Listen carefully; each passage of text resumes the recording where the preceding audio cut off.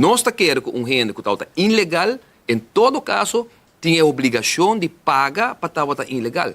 Que eu vou criar fundo adicional também for o grupo aqui, caminho que eu vou criar o pressuposto necessário para ter drones na nossa fronteira, invertir em equipo, invertir em personal que não tem no momento aqui, tanto KPA, tanto guarda nos costa, que avisa nós que não tem nenhum, nesse caso aqui, bevoegdheid para poder controlar a fronteira, pero pior ainda, douane, que está suposto controlar as fronteiras na Tambe, também alagaçar mediante um sindicato que tem praticamente 5 anos que não nota exercer o trabalho de controlar as fronteiras.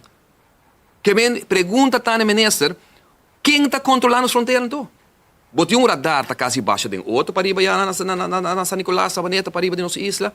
Bom, não tem personal para controlar o que tem câmera room. Bom, não tem equipe, bom, não está invertindo, bom, será anunciar. Pero me que vou fazer passo aqui, percurar para ser a fronteira, invertir, mas não de drones, de personal. Pone fundo na cutim, que bota bem haya, você placa também drenta diretamente em cada governo, para trocar nós não está aloque para cuidar nas fronteiras.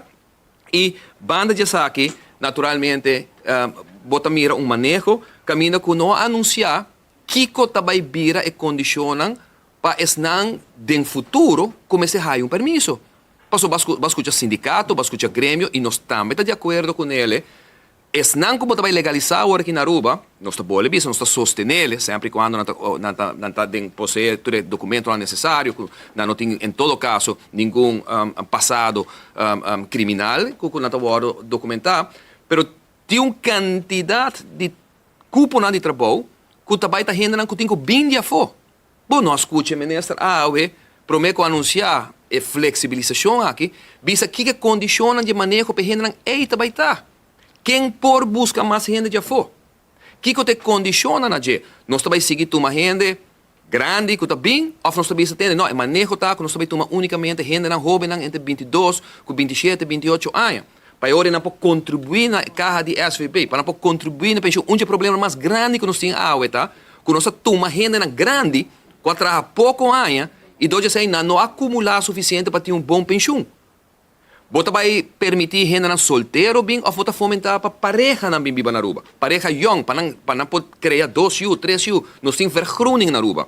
Que bem, nós não temos suficiente gente para cobrir a pensão de não que vai estar virando pensionado nos próximos 5 para 10 anos. Que bem, que como te bisa, manejo de governo aqui a trove totalmente zuc.